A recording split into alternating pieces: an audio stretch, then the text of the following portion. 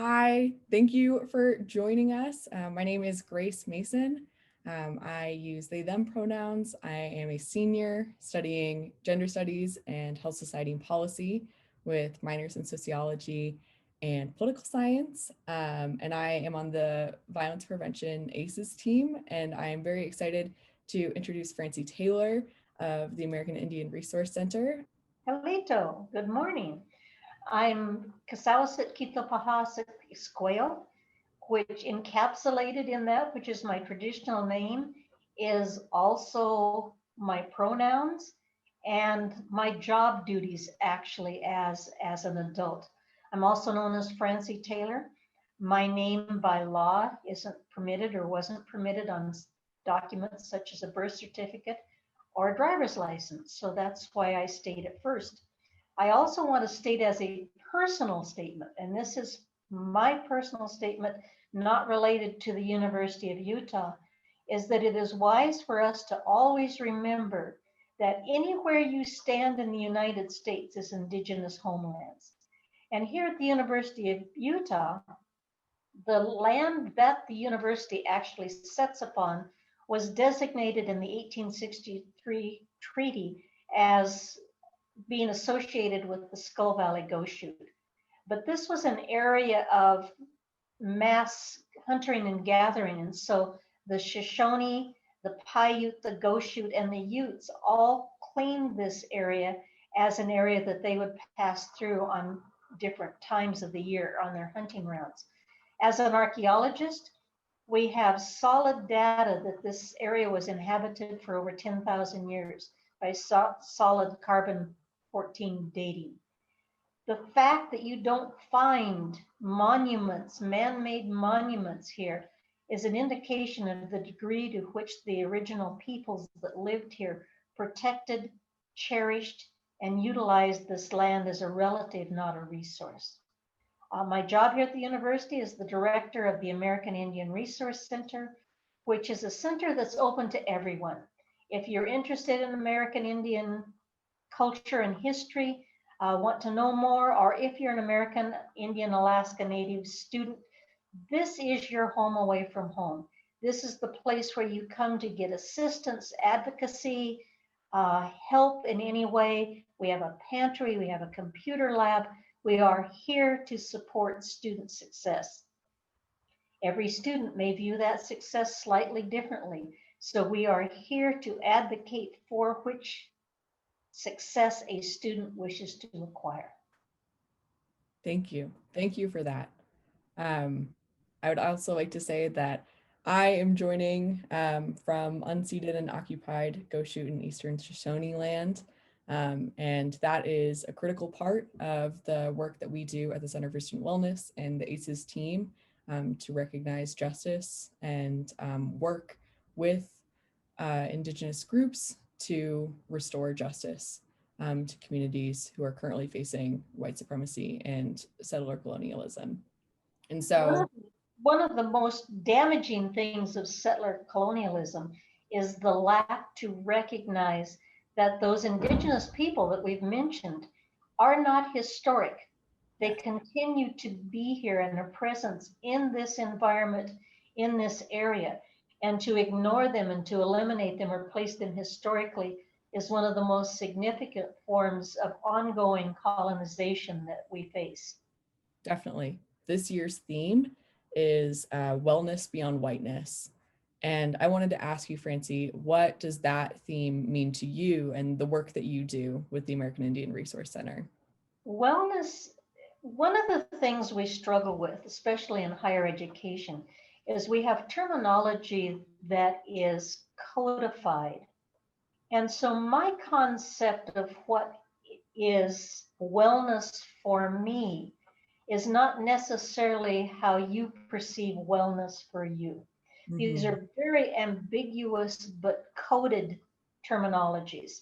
Yes. So historically, if you went to a healer and you have to understand the vast diversity in American Indian cultures and communities. So, but in where I'm from, if you went to a healer and said, I'm really struggling. I can't sleep. I have all these problems. I have stomach aches.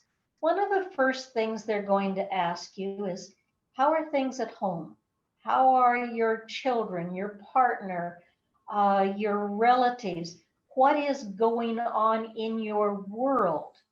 Because we understood that to attain wellness meant that the world was in balance. And when someone falls out of balance, then they're no longer well. And Mm, well is mental, physical, uh, activity wise, however you perceive the world around you. To find wellness is to be centered and in balance. You can never be all good or all bad. It's finding that spot in the middle. But yeah, if you're really well and you're balanced, you are also cognizant of when enough is enough. And so getting to this point where we understand that more is not healthier mm, always. So looking at it from this point of view is, if I don't share what I have, then there is no balance. And it's all about that balance of, I have to give away the extra, not save it. definitely.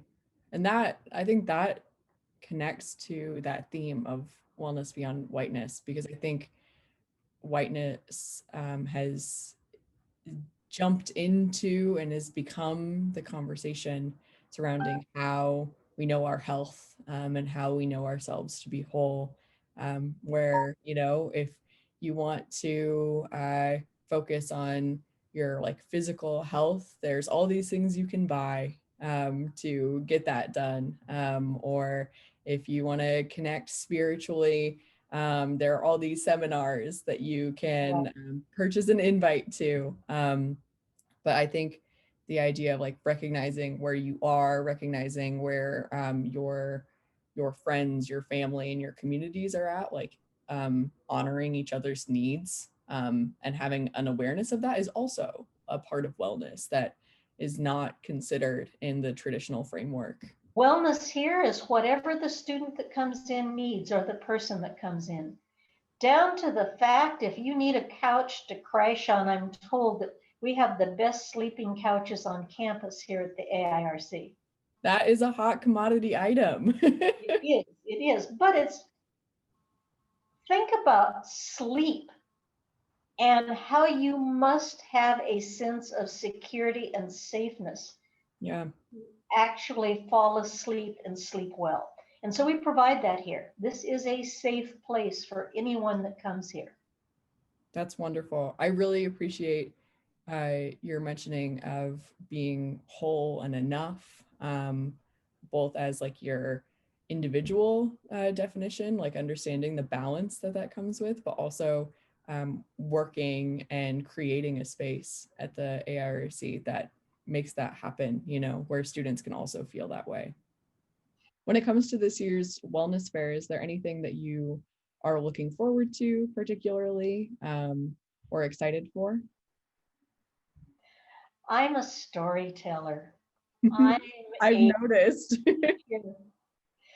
Any opportunity that I can be provided to expand the knowledge, to make people more balanced and engaged, to me is an avenue to somewhere down the road creating a larger concept of justice and equality.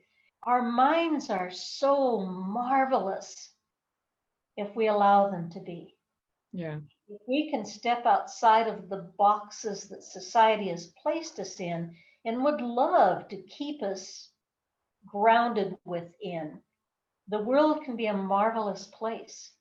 I mean, that's such a nuanced, beautiful tapestry that having all of us together of all abilities and ethnicities and spiritual backgrounds, that it's such a pity that we don't expand our bubbles and experience these other things. We don't have to engage in them, but we should at least try to understand them.